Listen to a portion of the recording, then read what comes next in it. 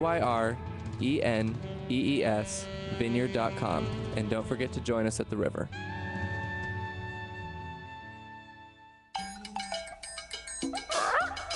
Welcome back here, PM Show.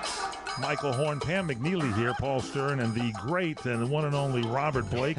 The new book is called Tales of a Rascal. Or What's Left of It. What I Did for Love. Yeah, that's, I love working with you because you work similar to what I do. You don't want to discuss things beforehand. You talk about it first. You don't rehearse.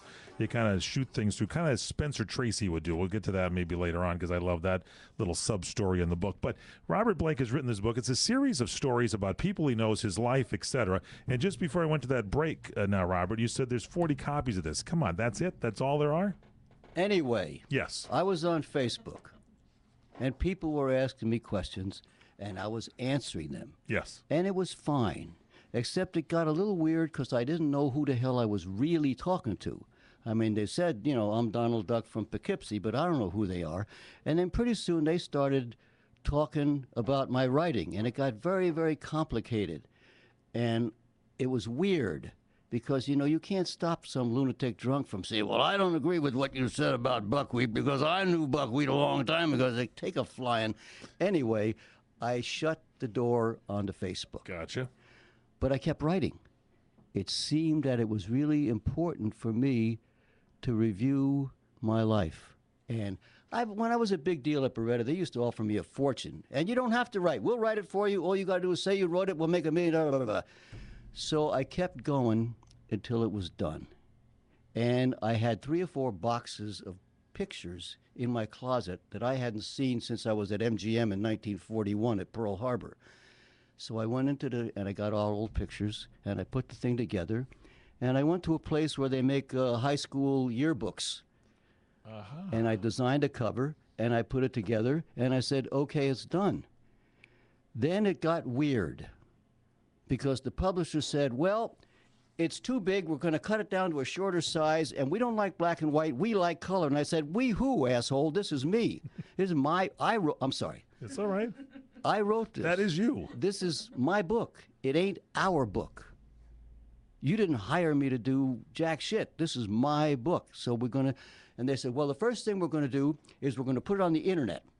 And your story about Natalie Wood, we're going to charge them $3 to read the story about Natalie Wood. And if they like it, you're going to write another story about Natalie Wood. No. And I said a few words to them over the phone that they'll probably remember the last day of their life. And that ended all the publisher stuff. I don't think... I'll tell you what this is, because before, when I said, I got to go talk about this. What the hell is this? And I know what it is. This is a love letter to all the people who have loved me all my life.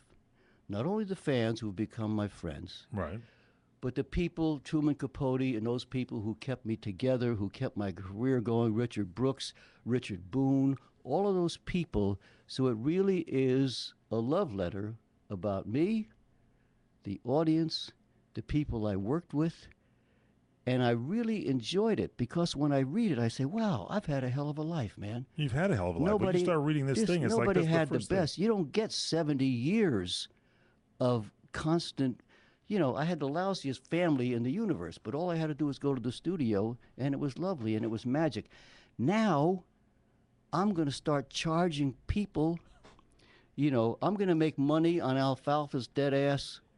I don't know about that. Right. I'm going to make money talking about Truman Capote, a man who loved me and literally saved my life, and I'm going to make money on him? I don't think so.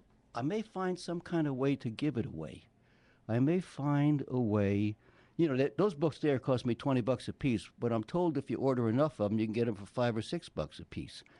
And I might find some way to pay the fans back for all the years. When I was in solitary confinement for 1 year, Jack, I'm not talking some kind of Sean Penn bullshit of being there for 3 days and getting some publicity. Right. I was in solitary confinement. You know what that is? That means nobody. You get to see your lawyer and a priest. And I got hundreds of letters every day from people just saying, we love you, Robert. We grew up watching you. We love you. You're going to make it. There was a lady that wrote me 2 letters every day for a year. A lady from Oklahoma wrote me 2 letters every day for 1 year to get me out of that shit box that I was in. And now I'm going to go charge them money for reading about themselves, because the book is about them. It's about them. It's about the people I worked with. Damn sure ain't about me. It's about God. It's about it's not a biography. It's not a personal, there's nothing wrong. It's a conversation, and pardon me for interrupting, but it is a conversation of you with the reader. It's when I read this. Well, that started on Facebook because I was talking to the people. Really? And so I just kept going that way. When I shut the Facebook down, I said, let me just keep dancing here, because this has been a very interesting life. I think I'll write about it. So that's where it is. Now, I don't know what the hell I'm going to do with it. I mean, I went to an autograph show, and I was charging people money for my picture. Right. And I've signed 100 million pictures and 100 million autographs in life, and I never charged anybody a quarter. Now, there ain't nothing wrong with it. Right. What I'm suggesting here is that I'm sort of, I'm coming out of the La Brea tar pits, and the world is a very different place for me. Everybody sells pictures and autographs, and everybody sells biographies, and everybody sells T-shirts.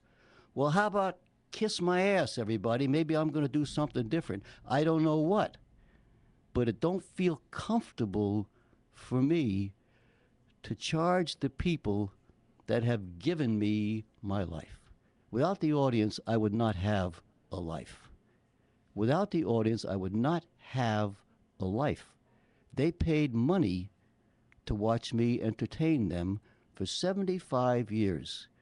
Now I'm going to charge them. I'm going to go say, hey, you want to read about me? Pay me.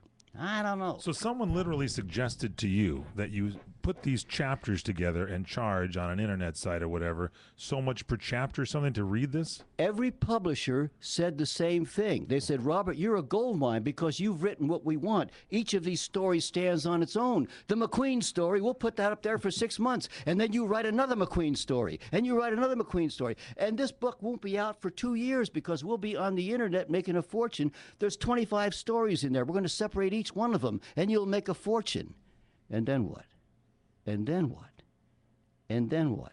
This stands on its own, Robert. This book, if you found someone, and it is maybe a question to you is, do you have anybody you can trust that would be able to work with you just to take this book as it is, even as a yearbook that you're talking about right here, because this is you. This is what's different about this. This book could be a coffee table book. Somebody could sit there. I guarantee if I put this book in my house. I wrote it big like that because I don't want it to be on somebody's shelf. I want it to be in their kitchen. I want it to be in their toilet. Somebody comes to my any place. Exactly. Somebody come to my house. They're going to pick up this book and read it, as Pam did, because this is the first time she saw it. And all of a sudden, you're sucked into this book. You may not have conversation with the person's house you're at because you're going to say, "My God."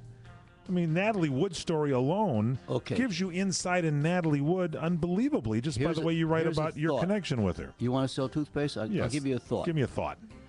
What if I went to 30 seconds before this break comes up, so we'll give it a quick thought or we'll hold it over. Somebody goes to Arizona, preferably a lovely young woman, and she says, okay, I got Robert Blake.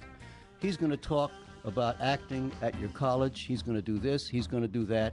And every place he goes, we're going to charge you because he's going to give you something when you get there. A book. You come in and we're going to give you the book. And you listen to him talk about acting, or, a lot of times, I know a lot of people go out there. I watch Gregory Peck go out with film clips. You are the real deal. We'll have more with Robert Blake coming back. Stay with us. It's the PM Show. Michael Horn, Pam McNeely, Robert Blake.